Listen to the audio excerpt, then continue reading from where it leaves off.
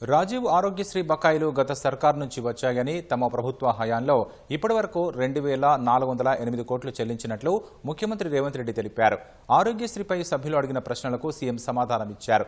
రాజీవ్ ఆరోగ్యశ్రీ పరిధిని 10 లక్షలకు పెంచినట్లు చెప్పారు. టీచింగ్ కాలేజీలకు రోగులు వెళ్లట్లేదన్నారు. టీచింగ్ కాలేజీల నిర్వహణను గ్రూప్ 1 అధికారులకు అప్పగిస్తామని చెప్పారు. రాజీవ్ ఆరోగ్యశ్రీలో రాష్ట్ర ప్రభుత్వం పేమెంట్లు ఇవ్వడం లేదు. దాంతో ప్రైవేట్ హాస్పిటల్స్ మూతపడుతున్నాయి, మాకు నోటీస్ ఇచ్చిండ్రు, మీరు ఇంకా దాని మీద స్పందించడం లేదన్నట్టుగా ఏదైతే మాట్లాడుతుండ్రో ఈ వారసత్వం వారి నుంచి మాకు వచ్చింది అధ్యక్ష. ఈ రాజీవ్ ఆరోగ్యశ్రీ బకాయిలు పెట్టి అధికారాన్ని కోల్పోయి ఆ భారాన్ని మా నెత్తి మీద పెడితే ఆ భారాన్ని మోస్తూనే మేము 5 లక్షల నుంచి 10 లక్షల రూపాయలకు పెంచడం జరిగింది అధ్యక్ష. ఆ విషయం కూడా 7 తారీఖు నాడు మేము ప్రభుత్వం బాధ్యత తీసుకున్నప్పుడు 7/12/2023 నాటికి గత ప్రభుత్వం నుంచి వారసత్వంగా మాకు వచ్చిన భారము 600,27,00,000 అధ్యక్ష. 600,27,00,000 రూపాయల భారము గత ప్రభుత్వం నుంచి మాకు వారసత్వంగా రాజీవ్ ఆరోగ్యశ్రీలో భారం వచ్చింది అధ్యక్ష. అందులో గవర్నమెంట్ హాస్పిటల్స్కి 240,11 లక్షలు, ప్రైవేట్ హాస్పిటల్స్లో 360,16 లక్షలు.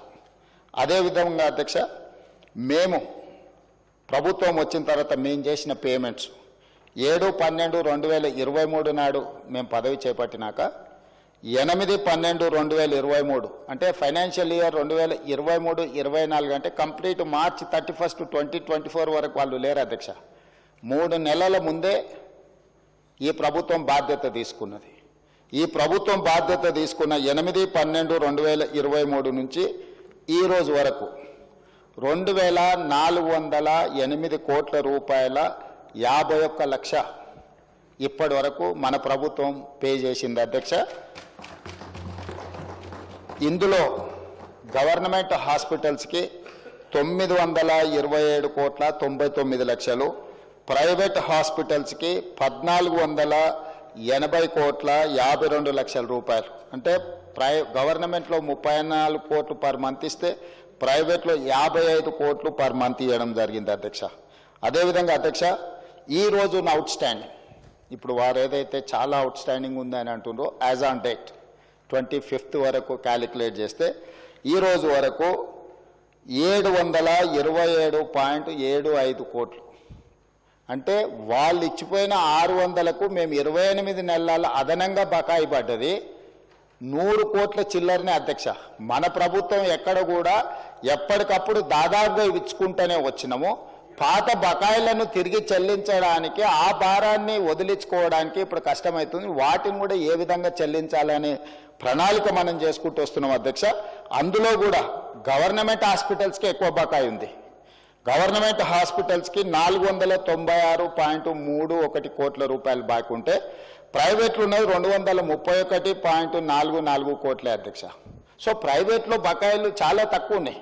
ప్రైవేట్ హాస్పిటల్స్ రాజీవ్ ఆరోగ్యశ్రీ నిధులు ఇవ్వకపోవడం వల్ల ట్రీట్మెంట్ అందించడం లేదు, దానివల్ల పేదలకు అన్యాయం జరుగుతుందని ఏదైతే అపోహ కల్పించే ప్రయత్నం చేస్తున్నారో వాస్తవ వివరాలు ఇవి అధ్యక్ష.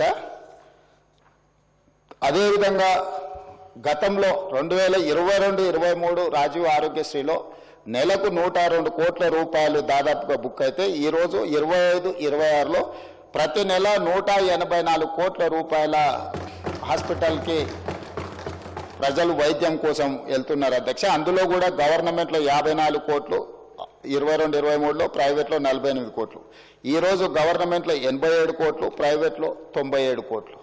సో అన్ని రకాలుగా పేషెంట్లు పెరగడమే కాకుండా 5 లక్షల నుంచి 10 లక్షలకు రాజీవ్ ఆరోగ్యశ్రీ ఏదైతే ఇన్సూరెన్సు ఇతర వ్యాధులను కూడా అందులో చేర్చడం వల్ల ఈరోజు దాదాపుగా మోర్ దాన్ డబుల్ ఈరోజు వాళ్ళు వాడుకోవడం జరుగుతుంది అధ్యక్ష. అదేవిధంగా ఈరోజు అంతకుముందు సీఎం రిలీఫ్ ఫండ్ ఒకసారి తీద్దాం అధ్యక్ష. సీఎం రిలీఫ్ ఫండ్ చెక్కులలో జరిగిన అవినీతి వెనకాల ఎవరు పిఏలు ఉన్నారు, ఎవరు ఆఫీసు సిబ్బంది ఉన్నారు, నిన్న మన కేసులు కావడము, ఇవన్నిటిని ఎవరైతే పేద పేరు మీద చెక్కులు తీసుకెళ్ళి ప్రైవేట్ ఖాతాలలో వేసుకొని ఎట్లా ఎట్లా సీఎం రిలీఫ్ ఫండ్ను దుర్వినియోగం చేసిండ్రో కేసులు ఉన్నాయి, విచారణ కూడా జరుగుతుంది అధ్యక్ష. కానీ మన ప్రభుత్వం